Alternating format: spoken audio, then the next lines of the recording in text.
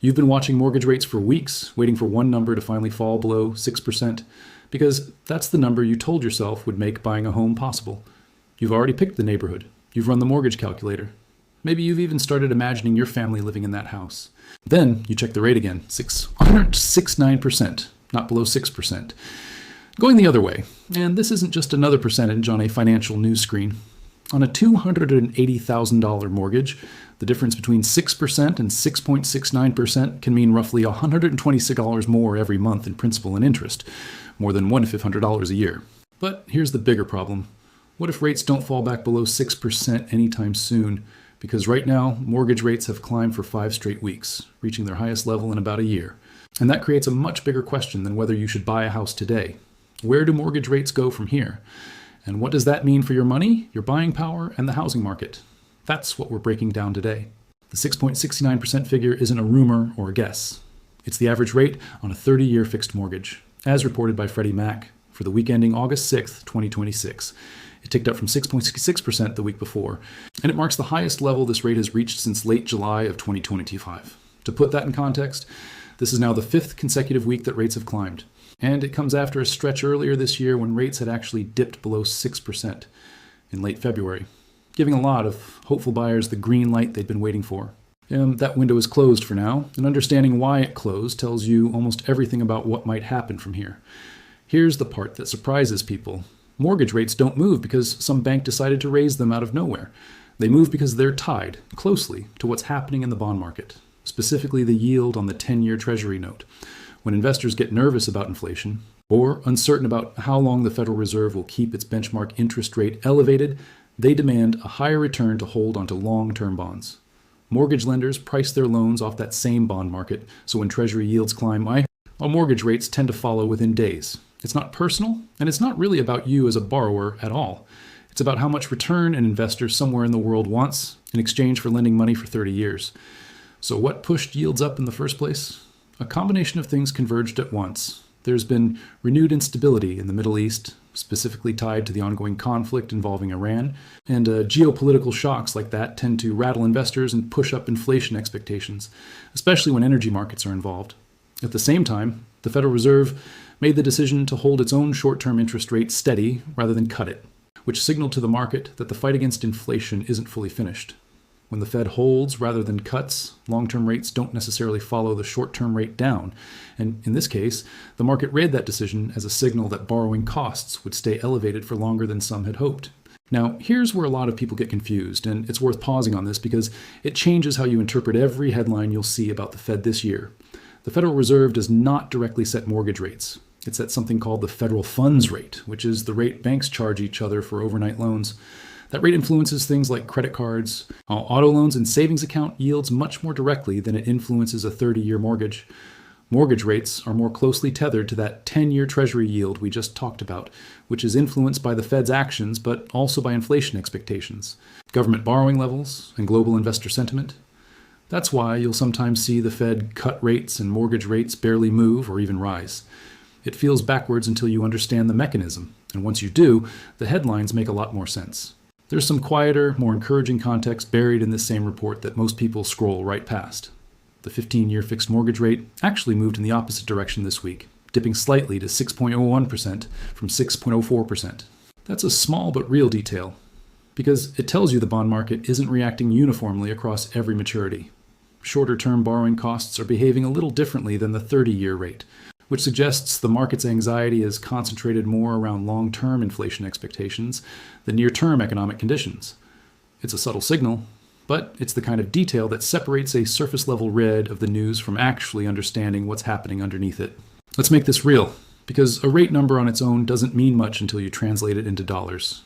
Say you're financing a $350,000 home with a 20% down payment, so you're borrowing $280,000 on a 30-year fixed loan. At 6%, your principal and interest payment lands around $1,179 a month. At 69%, that same loan pushes your payment to roughly $800 a month. That's about $123 more every single month, or nearly $1,500 a year, just from that difference of 2/3 of 1 percentage point. Multiply that over the life of a 30-year loan, and you're looking at tens of thousands of dollars in additional interest paid over time. This is why even small movements in this rate matter so much to affordability, and why lenders and economists watch it as closely as they do. Now, here's an open question worth sitting with for a moment. If rates rising by less than 1% can shift your monthly payment by over $100, what does that actually do to who qualifies for a loan in the first place? It's not just existing homeowners feeling a pinch. It's people getting pushed out of qualifying entirely. Because lenders calculate your debt-to-income ratio using that higher payment, which means the same income that qualified you for a certain loan amount in February might not qualify you for that same amount today. We'll come back to what that means for the broader market, because it connects to something that's already showing up in the data. Mortgage applications for new home purchases actually fell in the final 2 weeks of July, according to the Mortgage Bankers Association, right as this key rate was climbing. That's not a coincidence. When borrowing gets more expensive, some portion of buyers simply step back and wait, either because they can no longer afford the payment they were targeting, or because they're hoping, understandably, that rates will come back down if they're just patient a little longer. That waiting behavior is completely rational on an individual level. But when enough people do it at the same time, it changes the entire shape of the housing market, and that's where things get genuinely interesting. Here's the part that catches a lot of people off guard. You'd think that if fewer people are applying for mortgages, home prices would immediately start falling since demand is dropping. And to some degree, that dynamic is already showing up. Freddie Mac's own reporting noted that listing prices are modestly below where they were a year ago in a lot of markets, and for sale inventory has been improving after several years of unusually tight supply. But this isn't a simple, dramatic crash story, and it's important not to oversell it as one. Housing markets move slowly compared to stock markets because homes aren't liquid assets people can sell in seconds. A homeowner who locked in a rate of 3 or 4% back in 2020 or 2021 has very little incentive to sell right now and buy a new place at 6.69%, even if they'd otherwise consider moving. That phenomenon has a name among economists, the lock-in effect. It's one of the biggest reasons inventory stayed so tight for so long, even as demand cooled. People aren't selling, not because they don't want to, but because moving would mean trading a cheap loan for an expensive one, and for a lot of households, the math simply doesn't work. So you end up with this strange standoff. Buyers are hesitant because rates are high. Sellers are hesitant because moving means giving up a much better rate than what's currently available. Well, the result isn't a crash, and it isn't a boom. It's a market that moves in slow motion, with prices drifting sideways or down slightly in many areas, while the number of transactions overall stays lower than historical norms. That's the environment mortgage rates at 6.69% are creating right now. And it's worth understanding because it shapes what actually happens next far more than any single headline number does on its own. Let's talk about what next might realistically look like, because this is where a lot of financial content either gets lazy or gets reckless, promising certainty that simply doesn't exist. Nobody, no analyst, no economist, no algorithm, can tell you with certainty where mortgage rates will be in 3 months or 6 months. What we can do is look at the forces at play and understand the range of outcomes that are plausible based on how those forces have historically interacted. If inflation data over the coming months comes in cooler than expected, and if the geopolitical situation in the Middle East stabilizes rather than escalates, bond yields have room to ease back down, and mortgage rates would likely follow. There was already a hint of that dynamic in the most recent data. Zillow's senior economist Kara Ung noted that preliminary reports of progress on geopolitical fronts had tempered the pace at which daily mortgage rates were climbing, even before the broader trend reversed. That's a meaningful detail, because it shows the market is watching these developments closely and reacting in real time, in both directions. On the other hand, if inflation proves stickier than expected, or if the Fed signals it plans to hold rates steady well into next year rather than cutting, there's no rule of economics that guarantees rates have to come back down anytime soon. It's entirely possible mortgage rates could hover in this range, or even climb somewhat further for an extended stretch. This is genuinely a moment of uncertainty, and anyone telling you with total confidence which direction this goes is selling you a narrative, not an analysis. There's a broader historical point that's worth bringing in here, because it reframes the entire conversation in a useful way. Freddie Mac's own historical data, going back to April of 1971, shows that the 30-year fixed mortgage rate has averaged around 7.8% over that entire span. That means a rate of 6.69%, as painful as it feels, compared to the sub-3% rates people got used to in 2020 and 2021, is actually still below the long-run historical average. That doesn't make today's payment feel any smaller in your budget, and it's not meant to minimize how real the affordability squeeze is for people trying to buy right now. But it does put the current moment into a longer arc, And it explains why some economists caution against anchoring your entire financial decision-making to what rates looked like during an unusually cheap, historically abnormal period. This raises an important and uncomfortable question for anyone sitting on the sidelines waiting for rates to return to 2021 levels. What if that's simply not the environment we're in anymore, and waiting for it means waiting indefinitely? That's not a prediction that rates won't fall further, because they might. It's a reminder that basing your life decisions on a specific number, rather than on what you can actually afford and what makes sense for your circumstances, can leave you frozen for years chasing a moving target. So let's get practical, because understanding the mechanics behind a headline number is only useful if it changes how you actually approach a decision like this. If you're currently shopping for a home, one of the most overlooked pieces of advice, backed directly by Freddie Mac's own research, is that getting just one additional rate quote from a different lender saves the average borrower around $600 over the life of the loan. Getting 3 quotes, instead of just accepting the first offer, can save upward of $200. That's not a marketing gimmick. Lenders price loans differently based on their own cost structures, their appetite for risk, and how they're managing their portfolios in a given week. Which means the same borrower with the same credit profile can get meaningfully different offers from different lenders on the exact same day. Most people don't shop around, either because they're exhausted by the process or because they assume all lenders will offer roughly the same rate. That assumption costs real money. There's also a distinction worth understanding between a fixed-rate mortgage and an adjustable-rate mortgage, especially in an environment like this one. A fixed-rate mortgage locks in your interest rate for the entire life of the loan. So if you get a 30-year mortgage at 6.69% today, that rate doesn't change over the full 3 decades unless you refinance or sell. An adjustable-rate mortgage, often called an ARM, works differently.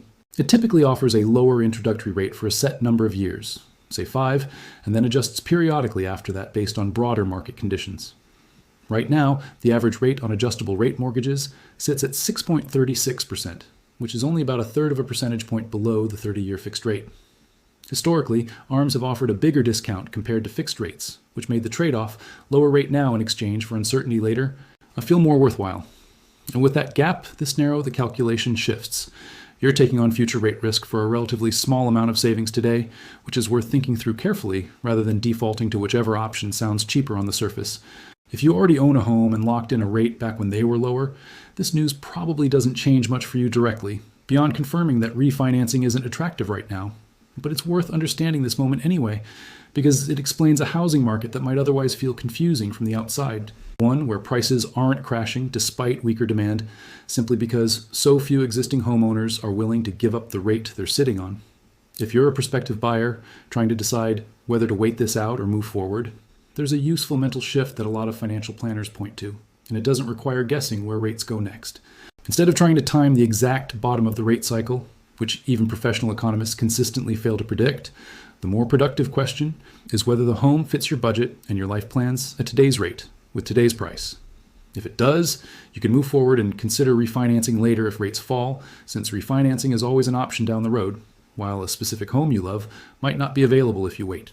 If it doesn't fit your budget, even with some flexibility, that's useful information too, independent of whatever headline the news is running that week. There's a psychological piece to all of this that rarely gets discussed alongside the pure math, and it matters just as much as the numbers themselves. Watching a rate climb week after week creates a very specific kind of stress, one that behavioral economists sometimes call anticipatory regret. You start imagining a version of yourself 6 months from now, kicking yourself for not locking in a rate before it went even higher, or alternatively, kicking yourself for locking in too early if rates happen to fall. That fear of making the wrong call in either direction is exactly what causes so many buyers to freeze completely. Not because freezing is the right financial move, but because doing nothing feels safer than doing something that might turn out to be a mistake. The problem is that standing still isn't actually neutral. Rent keeps getting paid to a landlord instead of building equity. Home prices in your target area may or may not be softening depending on your market. And the emotional cost of living in limbo for months or years adds up in ways that don't show up on a spreadsheet but absolutely show up in day-to-day life. It helps to compare this moment to what buyers experienced during the last major rate shift, back in 2022, when rates climbed from around 3% to over 7% in less than a year, the fastest increase in decades. That environment was genuinely disorienting because the speed of the change outpaced almost everyone's ability to adjust their expectations. What's happening now is different in character. This is a slower, more gradual drift, 5 weeks of small increases rather than a violent spike. And slower moves tend to get absorbed into a housing market more smoothly, even if they don't feel any less frustrating to the person refreshing a mortgage calculator at midnight. Understanding that distinction matters because it suggests the current environment is less likely to trigger the kind of sudden market-wide shock that 2022 produced, and more likely to continue as a gradual repricing that both buyers and sellers slowly adapt to. It's also worth mentioning what this rate doesn't capture, because a mortgage payment is never just the interest rate. Property taxes, homeowners insurance, and in a lot of cases, mortgage insurance if your down payment is under 20%, all stack on top of that principal and interest figure we calculated earlier. In many parts of the country, insurance premiums alone have climbed significantly over the past few years, independent of anything happening with interest rates, driven by increased construction costs, and in some regions, higher risk from extreme weather. That means two buyers looking at the exact same 6.69% rate on the exact same size loan could end up with meaningfully different total monthly payments depending on where they're buying and what their local tax and insurance environment looks like. It's a reminder that the headline rate is an important piece of the puzzle, but never the entire picture. And it's worth asking your lender for a full, itemized estimate rather than judging affordability off the interest rate alone. There's one more layer to this story that connects everything back together, and it's the part that often gets lost in day-to-day rate coverage. Every single one of these headlines, 6.66% last week, 6.69% this week, is really a snapshot of a much bigger tug-of-war between inflation, geopolitical risk, and the Federal Reserve's ongoing effort to bring price growth back under control without tipping the economy into a deeper slowdown. Mortgage rates are one of the most visible, most personally felt symptoms of that larger struggle because, unlike an abstract inflation statistic, a mortgage rate shows up directly in your monthly budget, in the size of the house you can afford, and whether that dream home stays a dream or becomes a mailing address. So what actually happens next isn't a single number we can predict with confidence. It's a range of plausible paths, shaped by inflation data still to come, by how the situation in the Middle East develops, and by decisions the Federal Reserve hasn't made yet. What we do know, based on the data available right now, is that rates have climbed for 5 straight weeks, that this level is the highest in about a year, that it's still below the long-run historical average, despite feeling painfully high compared to the recent past, and that this environment is creating a housing market defined less by dramatic price swings and more by a quiet standoff between hesitant buyers and locked-in sellers. Coming back to where we started, that feeling of watching the number move the wrong way right as you were ready to commit, the honest takeaway is this. A single rate isn't a verdict on your financial future, and it isn't a signal to panic or to freeze indefinitely either. It's one input, an important one, but just one, in a decision that ultimately comes down to your own budget, your own timeline, and your own comfort with the trade-offs involved. Understanding why the number moved and what it does and doesn't tell you about where it's headed is what turns a stressful headline into something you can actually plan around. If this kind of breakdown helped make sense of what's happening in the housing market right now, I'd genuinely like to hear how it's affecting your own plans, whether you're buying, waiting, or just watching from the sidelines. So drop that in the comments below. And if you want more of these clear, honest breakdowns of what's actually driving the numbers you see in the news, go ahead and subscribe, hit that notification bell, and I'll see you in the next one. Because rates will move again next week, they always do. And when they do, we'll be right here to explain what it actually means.